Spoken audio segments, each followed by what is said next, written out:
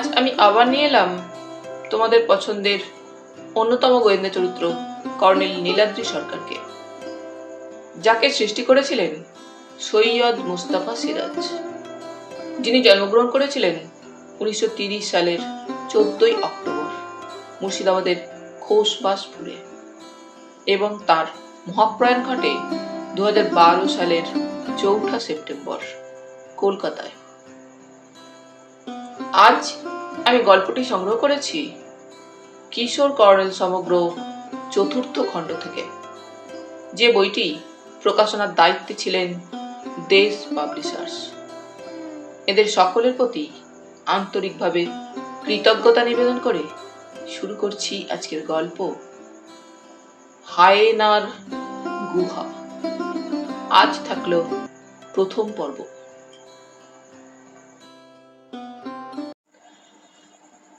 খুদে মানুষ মিনি হুন। গায়ে পড়ে আলাপ করতে আমেরিকানদের জুড়ি নেই। লস অ্যাঞ্জেলেস থেকে প্লেনে হাওয়াই দ্বীপপুঞ্জের হনলুলু যাবার সময় এই মার্কিন খুড়ো ভাইপোর সঙ্গে খুব ভাব হয়েছিল। খুড়োর নাম জন নর্থ ব্রুক, ভাইপোর নাম রবার্ট ওরফে বব। খুড়োর বয়স 60-এর কাছাকাছি, গায়ে গতরে সাদা হাতি বলা যায়। ভাইপোটি তার উল্টো, কতকটা আমার মতো রোগাটে, মাথাতেও প্রায় সমান সমান, কথায় কথায় ফিক ফিক করে হাসে, ভারী আমোদে ছোকরা। ইউনাইটেড এয়ারলাইন্সের মাঝারি গড়নের প্লেন, জনশাটেক যাত্রী ধরে, মাঝ বরাবর করিডরের মতো যাতায়াতের পথ আছে এবং প্রতি সারে একদিকে 3টে, অন্যদিকে 2টো করে আসন। 3টে আসনের দিকে জানলার ধারে আসনটা আমার, বাকি 2টোই সেই খুড়ো ভাইপো। জন খুড়ো আমার গায়ে, তিনিই গায়ে পড়ে জিজ্ঞেস করেছিলেন, মাফ করবেন, মশাই কি দক্ষিণ দেশীয়, স্প্যানিশ, পর্তুগিজ? আমেরিকানরা যখন দক্ষিণ দেশীয় বলে তখন বুঝতে হবে ওরা দক্ষিণ আমেরিকার কথা বলছে। এই কমাসে টের পেয়েছি, কি জানি কেন সবখানেই ওরা আমাকে স্প্যানিশ বা পর্তুগিজ ভাবে। ডেনভারে একজন আমাকে ইন্দোনেশিয়ার লোক ভেবেছিল। আসলে দক্ষিণ আমেরিকার কিছু দেশে স্প্যানিশ বা পর্তুগিজদের গায়ের রং মোটেও ফর্সা নয়, রোদে পোড়া তামাটে। বংশানুক্রমে ওদের পিতৃপুরুষদের ইউরোপীয় সাদা চামড়া নষ্ট হয়ে গেছে দক্ষিণ আমেরিকার জলহাওয়ায় এবং কড়া রোদ্দুরে। তাছাড়া সেখানে ভীষণ দারিদ্র, অপুষ্টিতে তাগড়ায় গতর আমার মতো প্যাকাটি হয়ে গেছে অনেকের। জনখুড়োর প্রশ্নের জবাবে যখন নিজের পরিচয় দিলাম তখন উনি ভারী অপ্রস্তুত হলেন। বললেন, আমার এ ভুলের জন্য দুঃখিত মিস্টার। তাহলে আপনি ক্যালকুট্টার লোক? আমার এক দাদা 2য় বিশ্বযুদ্ধের সময় ক্যালকুট্টাতে ছিলেন। ওহ, সে কত অদ্ভুত সব গল্প শুনেছি। কিছুক্ষণের মধ্যে আমাদের ভাব হয়ে গেল। বিদেশ বিভুঁইয়ে, বিশেষ করে পথে যেতে যেতে কারোর সঙ্গে আলাপ হলে ভালোই লাগে, পথের ক্লান্তি টের পাওয়া যায় না। জন নর্থ ব্রুক নিজের পরিচয় দিলেন। উনি লস অ্যাঞ্জেলেসের ক্যালিফোর্নিয়া বিশ্ববিদ্যালয়ে প্রাচীন ইতিহাস বিভাগের প্রধান অধ্যাপক। এমন পণ্ডিত লোকের সঙ্গে পরিচয় হওয়া খুব আনন্দের। ওর ভাইপো বব আমার মতোই পেশায় সাংবাদিক। এখন নভেম্বরের শেষাশেষি আমেরিকায় থ্যাঙ্কস গিভিং ডের উৎসব, তাই দিন 3 ছুটি। খুড়ো ভাইপো ছুটি কাটাতে যাচ্ছেন হাওয়াই দ্বীপপুঞ্জে। জন খুড়ো বললেন, আর আধ ঘন্টার মধ্যে আমরা হনলুলুতে নামছি, তা আপনি কি হনলুলুতেই থাকছেন? বললাম, আমার ইচ্ছে বিখ্যাত সমুদ্রতট ওয়াইকিকিতেই কোথাও থাকবো। জন হাসলেন, ওয়াইকিকি খুব সুন্দর জায়গা, সবাই ওখানেই যায়, কিন্তু আমি বলি কি, যদি হাওয়াই দ্বীপপুঞ্জের সত্যিকার সৌন্দর্য উপভোগ করতে চান তাহলে চলুন আমাদের সঙ্গে কাউয়াই দ্বীপে।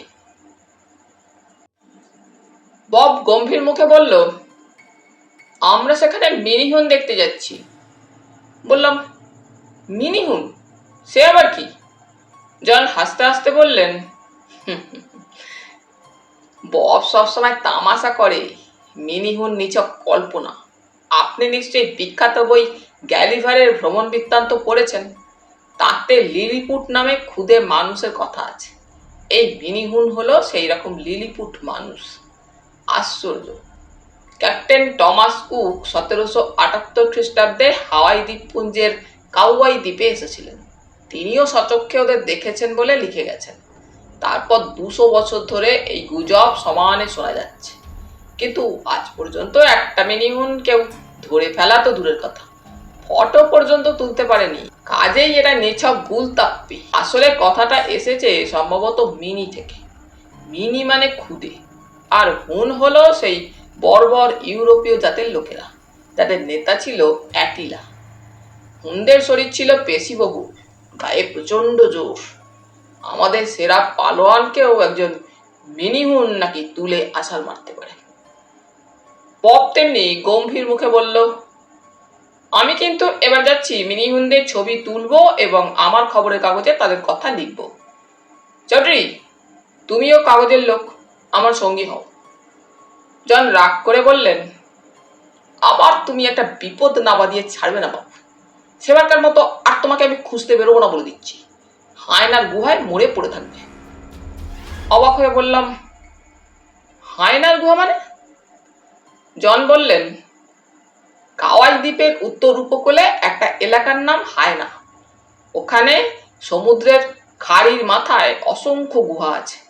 আপনাকে সাবধান করে দিচ্ছি মিস্টার জয়ন্ত চৌধুরী, কখনো ববের কথায় ভুলে ওর পাল্লায় পড়বেন না।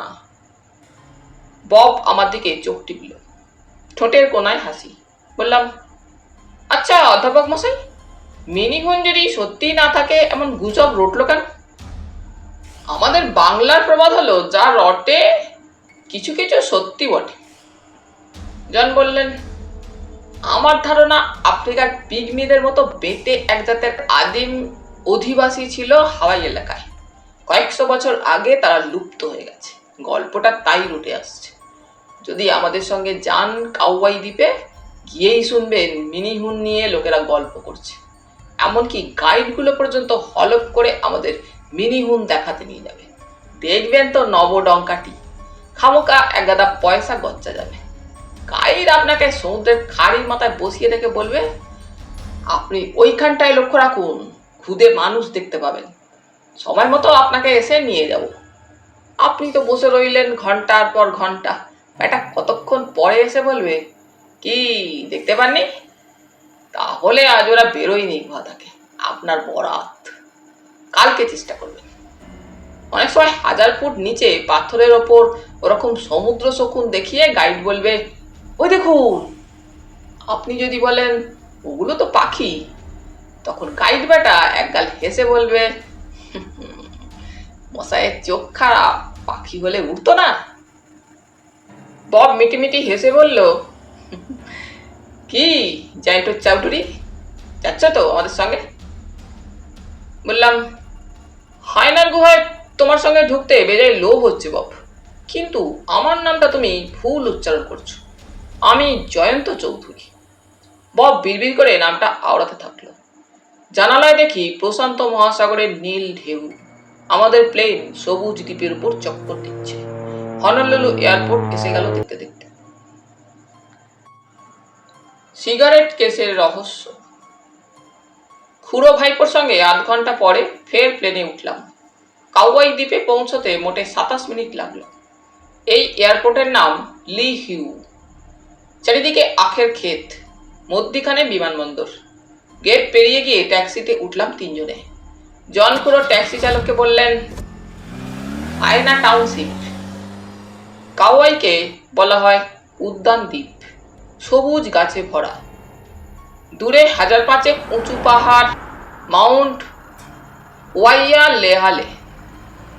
আসলে দ্বীপটার চারিদিকেই উঁচু পাহাড়, খাড়িগুলো বিপজ্জনক। কাউয়াই দ্বীপে তাই জাহাজ ফেরার জায়গা নেই। কয়েক মাইল দূরে জাহাজ রেখে ছোট ছোট বোটে দুঃসাহসীরা খাঁড়িতে যদি বা ঢুকতে পারে, তীরে ওঠা অসম্ভব। খাড়া পাহাড়, তাই এ দ্বীপের সঙ্গে বাইরের যোগাযোগ শুধু প্লেনে। 1778 খ্রিস্টাব্দে টমাস কুক এ দ্বীপে নামতেই পারেননি।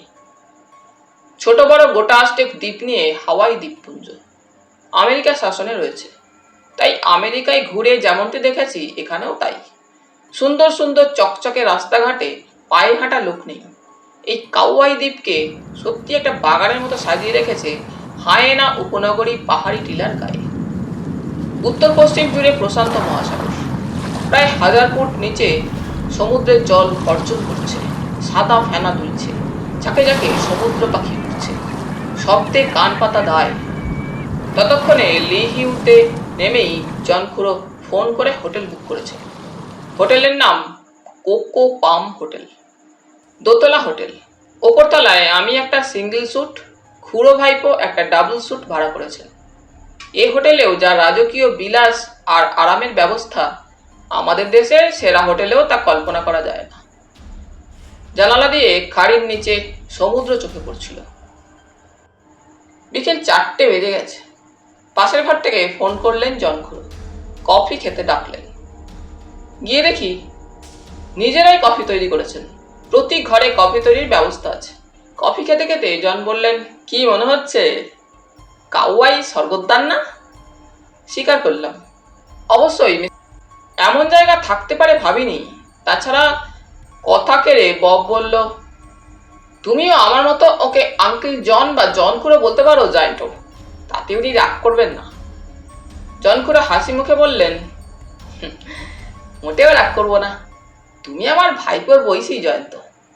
বললাম, আপনি তো দিব্যি জয়ন্ত উচ্চারণ করতে পারছেন, কিন্তু বব আমাকে জায়েন্টো বানিয়ে ছাড়ল।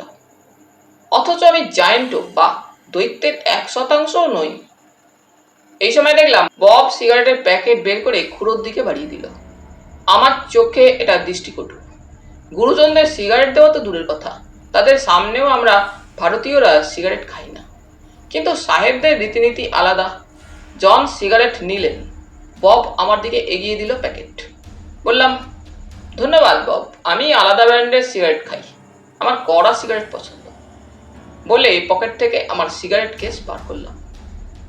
জনখুড়ো আমার সিগারেট কেসটার দিকে তাকিয়েই কেমন যেন চমকে উঠলেন। তারপর খপ করে ওটা প্রায় কেড়ে নিয়ে উল্টে পাল্টে দেখতে থাকলেন। আমি তো হতভম্ব। বব মিটিমিটি হেসে বলল, দেখছো কি জায়েন্টো, খুড়োর তোমার সিগারেট কেসটির মধ্যে নিশ্চয়ই হাজার হাজার বছরের পুরানো ইতিহাসের গন্ধ পেয়ে গেছেন। খুড়ো মশাই প্রাচীন ইতিহাসের দিগ্গজ পণ্ডিত কিনা, দেখবে হয়তো তোমার সিগারেট কেস নিয়েই বিশ্ববিদ্যালয়ে এবার বক্তৃতা দিতে দৌড়বেন। ভাইপোর তামাশার দিকে মন নেই জনখুড়োর। সিগারেট কেসটা খুলে উনি সিগারেটগুলো বের করে টেবিলে রাখলেন। তারপর জানালার কাছে গিয়ে ভেতরটা খুঁটিয়ে দেখতে দেখতে বললেন, জয়ন্ত, এই জিনিস তুমি কোথায় পেলে? নিশ্চয়ই লস অ্যাঞ্জেলেসের কোনো কিউরিও শপে। বললাম, না খুড়ো মশাই, কিউরিও শপে জিনিসের দাম দেবার পয়সা কোথায় আমার? সিগারেট কেসটা আমি পয়সা দিয়ে কিনিনি, ওটা আমার এক বাল্যবন্ধুর উপহার। জনখুড়ো উত্তেজিতভাবে বললেন, বাল্যবন্ধু? কে সে বাল্যবন্ধু? বললে কি চিনবেন? হাসতে হাসতে বললাম, সে থাকে পশ্চিমবঙ্গের এক অজ পাড়া গাঁয়ে, নিছক চাষাভুষো মানুষ। গাঁয়ের পাঠশালায় আমার সঙ্গে দিন কতক অ আ ক খ শিখেছিল। তারপর পড়া ছেড়ে বাবার সঙ্গে জমি চষতে গিয়েছিল। আর পড়াশোনা হয়নি তার। বছর 2 আগে কলকাতা থেকে গাঁয়ে বেড়াতে গিয়েছিলাম, তখন সে ওটা উপহার দিয়েছে। জন নর্থব্রুক আমার মুখোমুখি বসে তেমনি উত্তেজনায় প্রশ্ন করলেন, আশ্চর্য, সে কোথায় পেল এই জিনিস? মাঠে জমি চাষ করতে গিয়ে লাঙলের ফালে এটা মাটির তলা থেকে উঠে এসেছিল। এবার একটু গম্ভীর হয়েই জবাব দিলাম। আমার বিস্ময়টা বেড়ে যাচ্ছিল তাই। জনখুড়ো চিন্তিতভাবে বললেন, এ বড় আশ্চর্য জয়ন্ত। এখন আমার মনে হচ্ছে যেন তোমার এই কাউয়াই দ্বীপের হায়েনা উপনগরীতে ছুটে আসার মধ্যে নিয়তির অনিবার্য টান টের পাচ্ছি। জয়ন্ত, এই সিগারেট কেস একবারই পলিনেশীয় জাতির লোকেরা তৈরি করে। এই দেখো, খুদে হরফে লেখা আছে মেড ইন হায়েনা। কিন্তু তার চেয়ে আশ্চর্য ব্যাপার, এর গায়ে প্রাচীন পলিনেশীয় ভাষায় লেখা কয়েকটা কথা। আহো আ আলোয়া। তার পাশে দেখতে পাচ্ছ এই চিহ্নটা, একটা ত্রিভুজের মাথায় যেন চন্দ্রকলা আঁকা। বড় রহস্যময় ব্যাপার জয়ন্ত, আমি মাথা মুন্ডু কিছু বুঝতে পারছি না। খুড়ো মুঠোয় সিগারেট কেসটা আঁকড়ে ধরে চোখ বুজে কি যেন ভাবতে লাগলেন। বব আমার দিকে চোখ টিপে কি ইশারা করলো এবং মিটিমিটি হাসতে থাকলো। চোখ খুলে জন খুড়ো বললেন, কাছিম জাতীয় একরকম সামুদ্রিক প্রাণীর খোলা থেকে এসব সিগারেট কেস তৈরি করে ওরা। আমার চোখে পড়েছিল ওই ত্রিভুজের মাথায় চন্দ্রকলা চিহ্নটা। এটা এই দ্বীপের আদিম রাজার প্রতীক চিহ্ন। আর আহো আলোয়া কথাটার মানে এর ভেতরে গোপন বৃত্তান্ত আছে। আমি বুঝতে পারছি না এটা ভারতের একটা গ্রামের মাঠে চাষের জমিতে কিভাবে গেল। আমিও ব্যাপারটা ভাবছিলাম। এতক্ষণে হদিস মিলে গেল। বললাম, জনখুড়ো, একটা যোগাযোগ খুঁজে পেয়েছি মনে হচ্ছে। আমাদের গ্রামের যে মাঠে জিনিসটা আমার চাষি বন্ধু কুড়িয়ে পেয়েছিল, 1942 খ্রিস্টাব্দে সেখানে দ্বিতীয় বিশ্বযুদ্ধের সময় একটা সামরিক বিমান ঘাঁটি বানানো হয়েছিল। তখন আমি নেহাত বাচ্চা। শুনেছি একদিন একটা ছোট্ট প্লেন কিভাবে সেখানে আছড়ে পড়েছিল নামবার সময়। প্লেনটায় আগুন ধরে যায়। পাইলট বা তার সঙ্গীরা কেউ বাঁচেনি। এখন মনে হচ্ছে এই সিগারেট কেসটা তাদেরই কারুর কাছে ছিল। যেভাবে হোক ওটা ধ্বংসস্তূপে টিকে গিয়েছিল। তারপর বিমান ঘাঁটিটা যুদ্ধের শেষে উঠে যায়। অনেক বছর পরে জমিতে চাষ পড়ে। তখন সিগারেট কেসটা বেরিয়ে আসে লাঙলের ফলে। জন সায় দিয়ে বললেন, ঠিক ঠিক, বোঝা গেল সব। এ নিশ্চয়ই কোনো আমেরিকানের কাছে ছিল। কিন্তু জয়ন্ত, আবার বলছি, যেন তুমি নিয়তির টানেই ছুটে এসেছো হায়েনাতে। কারণ হায়েনার আদিম রাজার প্রতীক চিহ্ন আঁকা সিগারেট কেস তোমার কাছে। ভয় পেয়ে বললাম, ওরে বাবা, নিয়তি টিয়তি শুনলে বুক ঢিপ ঢিপ করে কাঁপে যে। বব বলল, খুড়ো, ওই হোয়া হোয়া হোয়া ব্যাপারটা কি বলছিলেন যেন? জন বললেন, তামাশা নয় বব, কথাটার মানে এর ভেতরে গোপন বৃত্তান্ত আছে। তার মানে এই সিগারেট কেসটার ভেতর আদিম রাজা হোলা হুয়া সংক্রান্ত কোনো গোপন বিবরণ ছিল। কিন্তু দুঃখের বিষয় তা প্লেন দুর্ঘটনার সময় নষ্ট হয়ে গেছে। কিংবা বাধা দিয়ে বললাম, জনখুড়ো, আমার চাষি বন্ধু বলেছিল এর ভেতর দলা পাকানো শক্ত কিছু জিনিস ছিল, সেগুলো সে ধুয়ে সাফ করেছিল। জন বললেন, যা ভেবেছি তাই। বব বলল, দলা পাকানো শক্ত জিনিসগুলো সিগারেট ছাড়া কিছু নয়। জন ভাইপোর দিকে তাকিয়ে বললেন, হ্যাঁ হ্যাঁ, তা হতে পারে জয়ন্ত। জিনিসটা আমি ভালোভাবে পরীক্ষা করে দেখতে চাই। তোমার কি আপত্তি আছে? আমি বলার আগেই বব বলে উঠল, জায়েন্টটা খুব ভালো ছেলে, ওর কোনো আপত্তি নেই। আপনি ওটা নিয়ে গবেষণায় লেগে যান। ততক্ষণ আমি জায়েন্টকে নিয়ে একবার চক্কর দিয়ে আসি। জনখুড়ো গম্ভীর মুখে বললেন, যেখানে যাবে যাও, গুহা টুহায় যেন ঢুকো না, সাবধান। আর জয়ন্ত, ও যদি কোনো গুহায় ঢুকতে চায়, তুমি ওর চুল খামচে ধরে ঠেকাবে। বব চুলে জব্দ। বব তার মাথায় লম্বা মেয়েলি চুলগুলো দুহাতে ঢেকে বলল, জয়ন্ত, আমার চুলেও কিন্তু বিদ্যুৎ আছে, শক মারবে, ছুঁয়ো না। বলে সে আমার হাত ধরে টেনে নিয়ে বাইরে নিয়ে গেল। Uncle drum. হাওয়াই দ্বীপপুঞ্জে নভেম্বরের শেষের আবহাওয়া ভারী মনোরম, কলকাতারই নভেম্বরের মতো। কিন্তু হুট করতেই বৃষ্টির বড় উপদ্রব। বেরোলাম যখন, তখন চারিদিকে ঝলমল করছে বিকেলের গোলাপি রোদ্দুর। সমুদ্রের দিকটা অবশ্য ধোঁয়াটে দেখাচ্ছে। পাহাড়ের খাঁজে খাঁজে চড়াই উতরাই রাস্তা। রেলিং ঘেরা ফুটপাতের ধারে নানা রঙের ফুল ফুটে আছে। ফুলে ফুলে ছয়লাভ, যেদিকে তাকাই। নিচের উপত্যকায় ঘন নারকল বন, চোখ জুড়িয়ে যায়। রাস্তায় পায়ে হাঁটা লোক কিছু কিছু চোখে পড়ছিল। পৃথিবীর নানা দেশের পর্যটক ওরা। হাওয়াই দ্বীপপুঞ্জের প্রাচীন অধিবাসী পলিনেশীয়রা খুব সেজে গুজে ঘুরছে।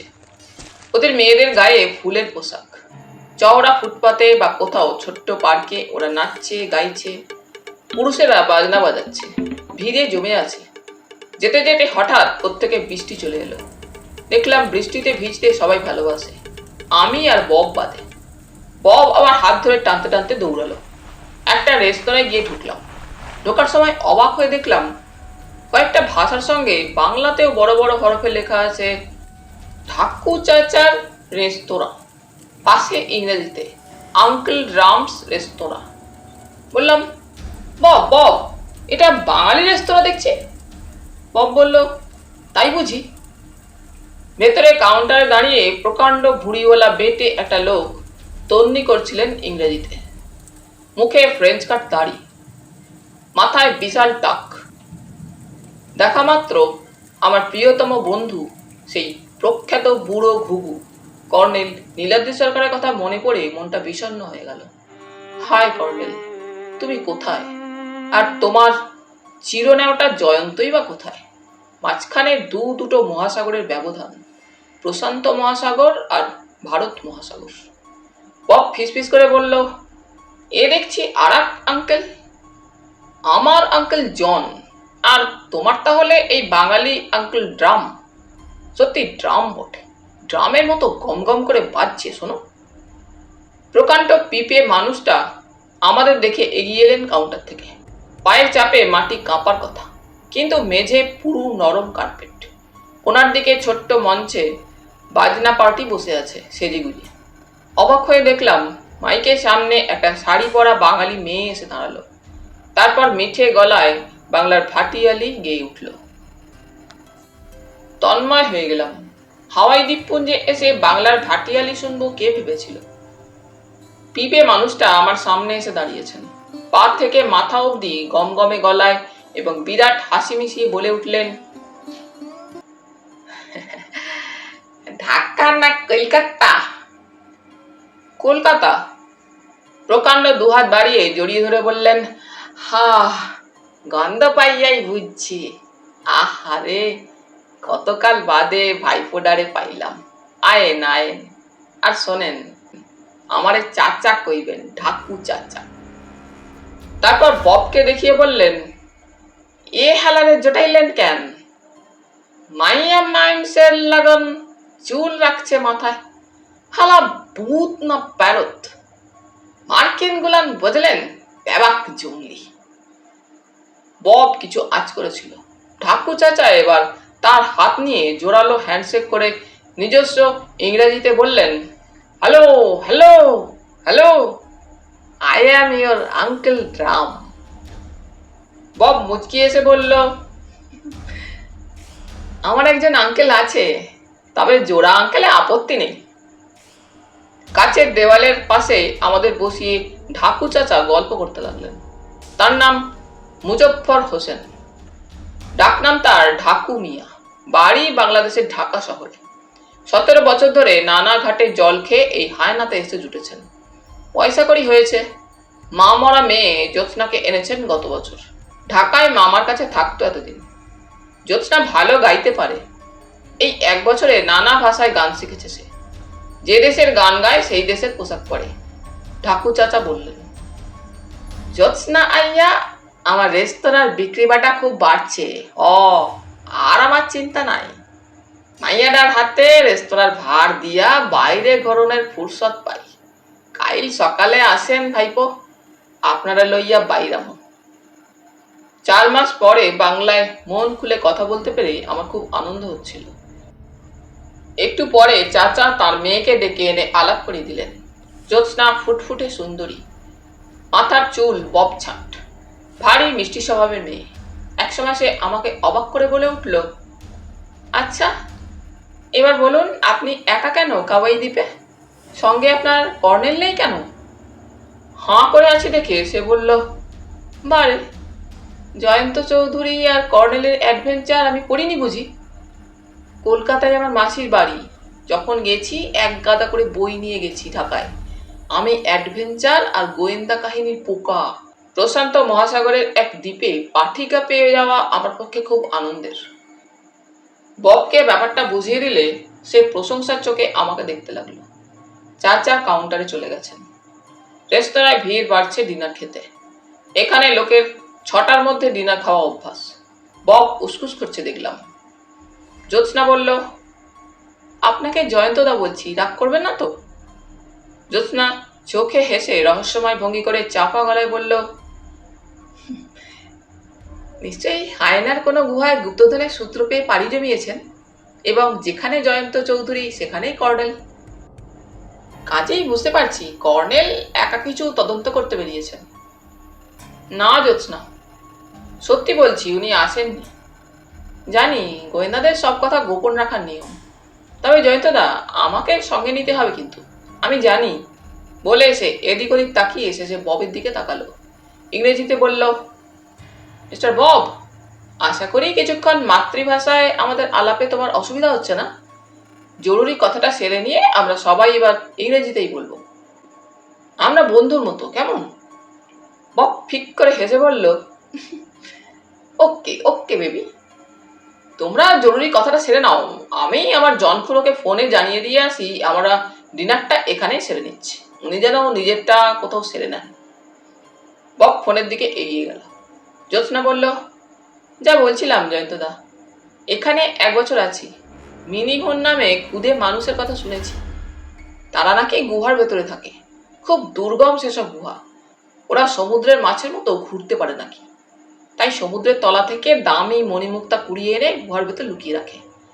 বছরের পর বছর জমানো সেই সব রত্নের নাকি পাহাড় জমিয়ে রেখেছে ওরা গুহার ভেতর পাতালপুরীতে। রত্নগুলো সূর্যের মতো আলো ছড়ায় সেখানে। পাতালপুরীতে তাই একটুও অন্ধকার নেই, সারাক্ষণ ঝকমকে রোদ্দুর। আস্তে আস্তে বললাম, রূপকথা বলছো জ্যোৎস্না? জ্যোৎস্না মাথা নেড়ে বলল, মোটেও না। এখানকার পলিনেশীয়রা এসব দারুণ বিশ্বাস করে। আমাদের 3 জন পলিনেশীয় পরিচারক আছে, 2 জন মেয়ে 1 জন ছেলে। ওই যে ওরা দেখছেন তো, ওদের কাছে শুনেছি হাওয়াই দ্বীপের এক রাজা ছিল। একমাত্র তাকেই নাকি মিনিমুনরা খাতির করত। রাজাকে একবার ওরা নেমন্তন্ন করে নিয়ে গিয়েছিল পাতালপুরীতে। বললাম, ঠিক আছে, যদি সেই পাতালপুরীর খোঁজে বেরোই তোমাকেও ডাকবো। তবে আপাতত আমাকে মাছের ঝোল আর ভাত খাওয়াতে লক্ষ্মী মেয়ে। 4 মাস আমি অখাদ্য খেয়ে কাটাচ্ছি। জ্যোৎস্না নেচে উঠল, এক্ষুনি আমাদের নিজেদের জন্য ইলিশ মাছের ঝোল আর ভাত আছে। ইলিশ? বলো কি, প্রশান্ত মহাসাগরের ইলিশ নাকি? হুম, খাঁটি পদ্মার ইলিশ। মাসে একবার আসে চট্টগ্রাম থেকে। বলে জ্যোৎস্না প্রায় দৌড়ে চলে গেল। আমার নোলায় জল ঝরার অবস্থা। শুধু চিন্তা, বব বাঙালি খাদ্য খেতে পারবে তো? 2টি রহস্যময় গুহা। কোকো পাম হোটেলে পৌঁছতে আরেক দফা ভিজে গেলাম বৃষ্টিতে। চাচা বলছিলেন শীতকালটা বেজায় বৃষ্টি হাওয়াই দ্বীপপুঞ্জে। তাই এখন পর্যটকদের ভিড় বছরের অন্য সময়ের তুলনায় কম। নিজের ঘরে ঢুকে জামা কাপড় বদলে নিলাম। তারপর ববদের ঘরের দরজায় নক করলাম। ববও পোশাক বদলেছে। ভিজে চুল এমন করে ঘষেছে যে আলু থালু ভয়ঙ্কর দেখাচ্ছে। সে চিরুনি হাতে বাথরুমে ঢুকে গেল। জনখুড়ো টেবিলের সামনে বসে ধ্যান করছিলেন যেন। আমার সাড়া পেয়ে বিড়বিড় করে 2টো শব্দ আওড়ালেন,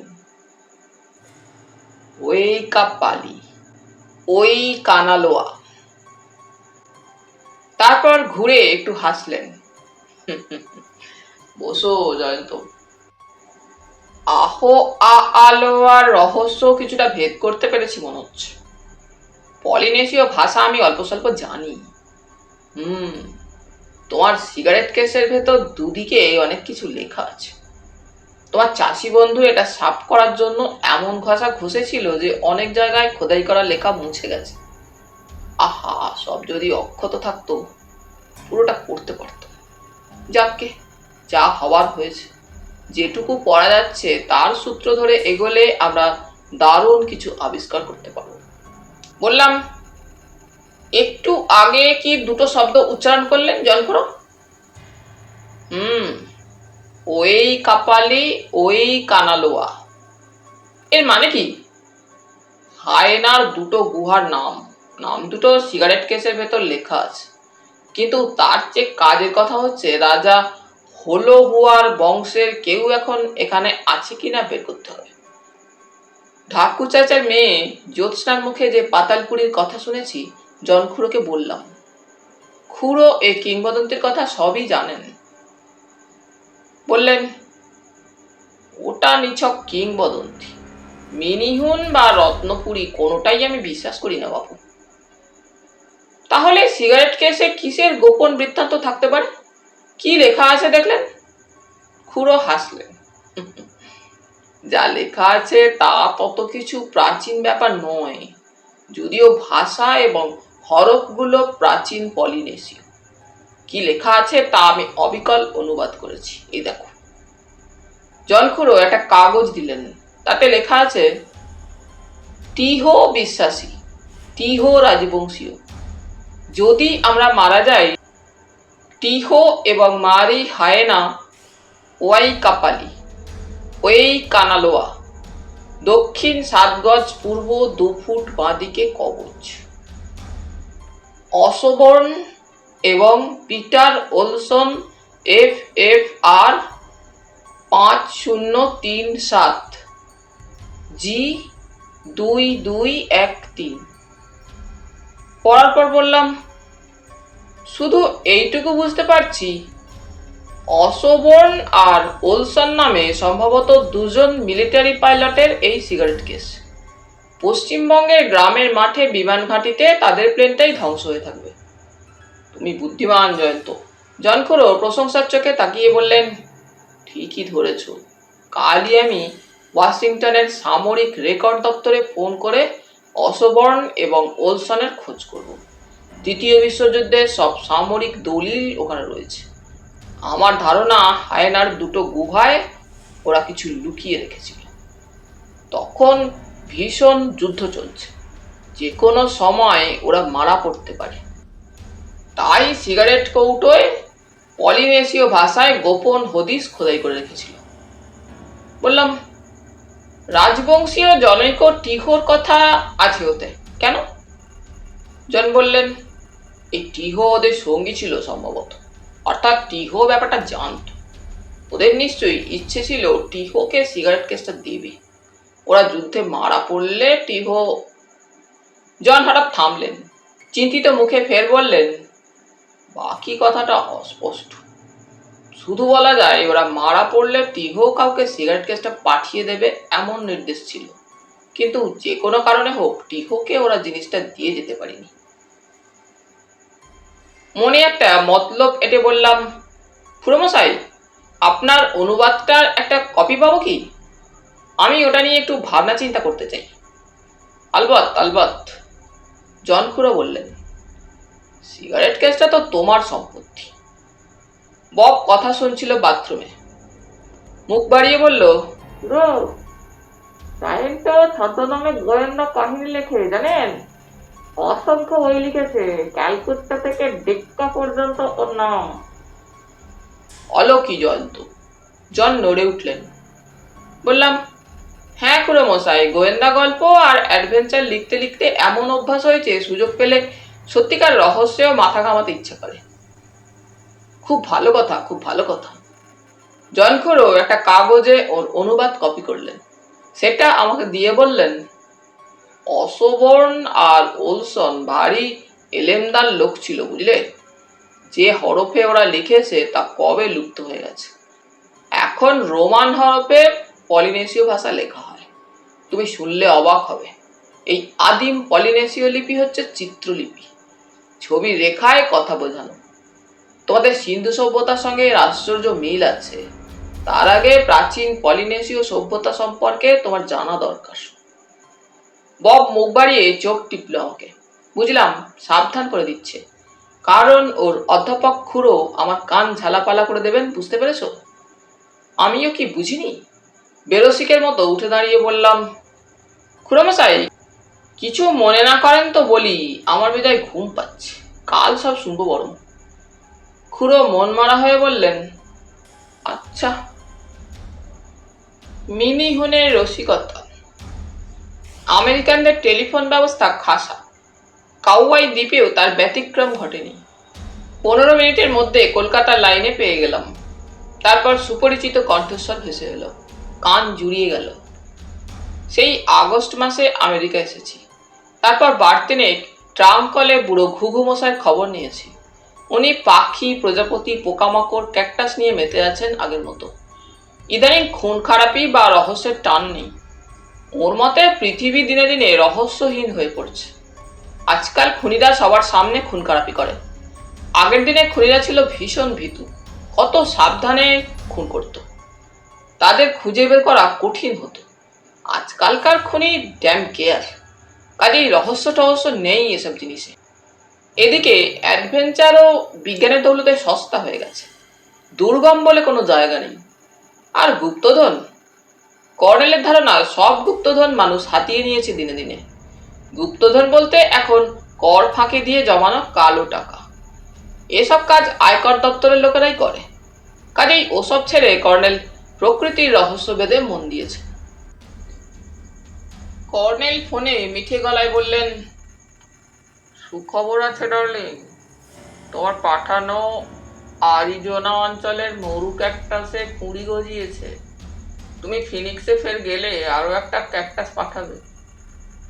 বললাম, 3 মিনিট পরে লাইন কেটে যাবে, ঝটপট লিখে নিন যা বলছি। কাগজ কলম নিয়েছেন? লিখুন, টিহো বিশ্বাসী, টিহো রাজবংশী। পুরোটা বললাম। তারপর কর্নেল আমাকে অবাক করে বললেন, প্রশান্ত মহাসাগরের জলকল্লোল কানে আসছে ডার্লিং। তুমি কি হাওয়াই দ্বীপপুঞ্জে? হ্যাঁ, হাওয়াই দ্বীপে। ম্যাপে দেখে নিন, হায়েনা উপনগরীর কোকোপাম হোটেলে আছি। জানো তো, দ্বিতীয় বিশ্বযুদ্ধে হায়েনায় আমি 1 সপ্তাহ ছিলাম। জাপানি বোমায় আহত হয়ে। আপনি সর্বচর। শুনুন, যা লিখে নিয়েছেন তাতে সাংঘাতিক রহস্য আছে, ফোনে সব জানানো সম্ভব নয়। আপনি ডার্লিং, হায়েনাতে যখন আছো তখন আশা করি মেনেহিউন বা মেনিহুন দেখতে ভুলো না। 3 ফুট উঁচু বানরাকৃতি মানুষ, কুচকুচে কালো, অথচ ওদের নিজস্ব সভ্যতা সংস্কৃতি আছে। জয়ন্ত, শুনতে পাচ্ছ তো? আমি বিছানায় বসে ফোন করছিলাম। হঠাৎ কেউ প্রচন্ড ঠান্ডা হাতে আমার প্যান্ট শুদ্ধ ডান পা চেপে ধরল। দেখি কালো ছোট্ট একটা হাত, অতি কদর্য সেই হাত, শিরা ফুলে আছে, এমন ঠান্ডা যে প্যান্ট ও গরম মোজাও বরফ করে ফেলেছে। মুখ দিয়ে বেরিয়ে গেল, আরে এ কি? ফোন তখনও কানে। কর্নেল বললেন, কি হলো ডার্লিং, মেনিহুন নাকি? আর কথা বলার ফুরসত পেলাম না। আমার ঠ্যাং ধরে হ্যাচকা টান মারলো কালো খুদে হাতটা। ফোন পড়ে গেল বিছানায়। আমি গড়িয়ে বেঝের কার্পেটে পড়লাম। তারপর চেঁচিয়ে উঠলাম, পপ পপ! ঘরে টেবিল বাতির আলো শুধু। মেঝেতে পড়ে থাকতে থাকতে দেখলাম কি একটা কালো বাঁদর জাতীয় প্রাণী দুপায়ে দৌড়ে গিয়ে বাথরুমের দরজা খুলল, অবিকল মানুষ যেমন খোলে। তারপর ভেতরে ঢুকে গেল। সঙ্গে সঙ্গে উঠে গিয়ে বাথরুমের দরজাটা হাতল ঘুরিয়ে লক করে দিলাম। তারপর ঘর থেকে বেরিয়ে গিয়ে জন খুড়োকে ধাক্কা দিলাম। খুড়ো ভাইপো আমার ধাক্কার চোটে একসঙ্গে মুন্ডু বের করে বললেন, কি হয়েছে, কি হয়েছে? দম আটকানো গলায় বললাম, মিনিহুন কিংবা মেনেহুন আমার ঘরে। বব হি হি করে হেসে উঠল।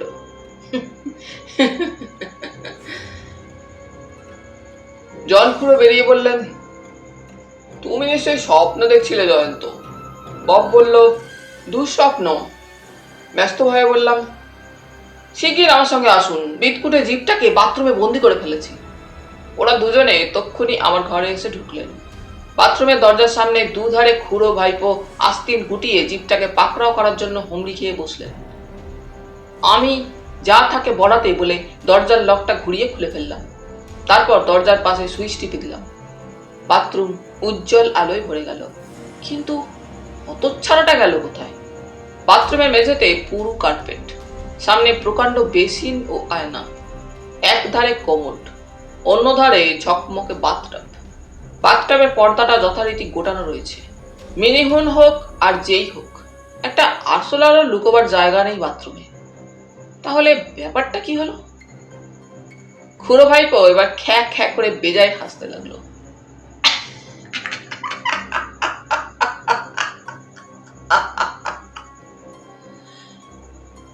লজ্জায় পড়ে গেলাম।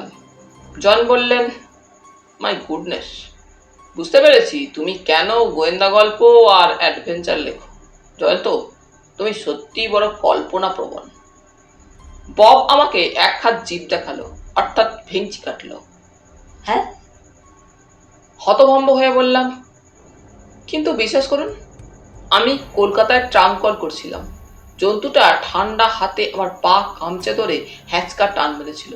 দেখতে পাচ্ছেন না, ফোনটা এখনো বিছানায় উল্টে পড়ে রয়েছে। জন ভুরু কুচকে আমার মুখের দিকে তাকিয়ে রইলেন। বব আগের মতো গম্ভীর মুখে বলল, দুঃস্বপ্ন। হঠাৎ জন কান খাড়া করলেন, তারপর ঘুরে দেওয়ালের ওপর দিকে তাকালেন, তারপর একটু হেসে বললেন,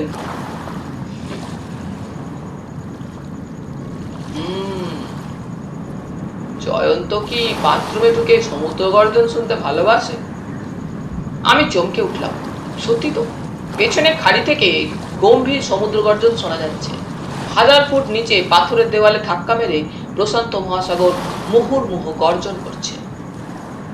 উপরে তাকিয়ে দেখি দেওয়াল ও ছাদের মাঝামাঝি জায়গায় 3 ফুট লম্বা 2 ফুট চওড়া কাঁচের লিন্টেল খোঁড়া রয়েছে। জন খুড়ো বললেন, প্রাণীটা ওই পথেই পালিয়েছে, যদি তোমার স্বপ্ন না হয়। বললাম, কিন্তু আমি তো ওটা খুলিনি। বব ফিক করে হেসে শীষ দিতে দিতে তাদের ঘরে ফিরে গেল।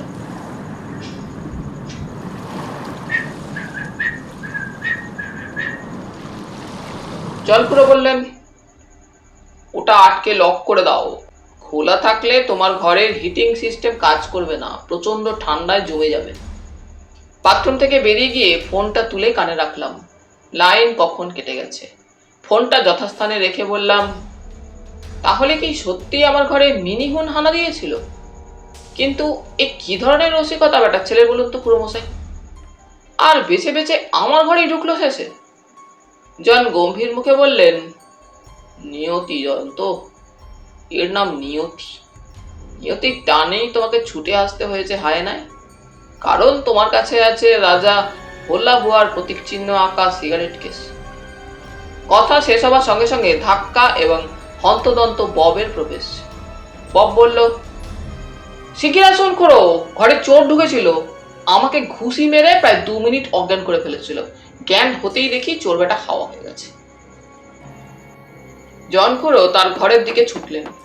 আমি এবার আমার ঘরের দরজা বাইরে থেকে লক করে ওদের ঘরে গেলাম। ঢুকে দেখি জন খুড়োর মাথায় হাত। বললেন, জয়ন্ত, সর্বনাশ হয়ে গেছে। তোমার সিগারেট কেসটা টেবিলে রেখে আরো খুঁটিয়ে পরীক্ষা করছিলাম, সেটা নেই। আমি ফ্যালফ্যাল করে তাকিয়ে রইলাম। বব ফিক করে হেসে উঠে বলল, ওহো, এতক্ষণে বোঝা গেল এ ঘরে চোর ঢুকবে বলেই জায়ান্টর ঘরে মিনিহুন পাঠিয়েছিল। ধন্য ধন্য হে চোর চূড়ামণি, তোমার খুঁড়ে খুঁড়ে দণ্ডবত হই। ধন্য তোমার বুদ্ধি কৌশল। আহ, কি ব্যথা, কি ব্যথা। বলে সে তার কালো ছোপ পড়া চোয়ালে হাত রেখে বাথরুমে ঢুকলো। তাহলে বন্ধুরা, আজ এই পর্যন্তই। গল্প পাঠ তোমাদের ভালো লেগে থাকলে তোমাদের কাছে আবারও অনুরোধ থাকলো, লাইক, শেয়ার এবং সাবস্ক্রাইব করে তোমাদের মূল্যবান মতামত পাঠানোর জন্য। ধন্যবাদ।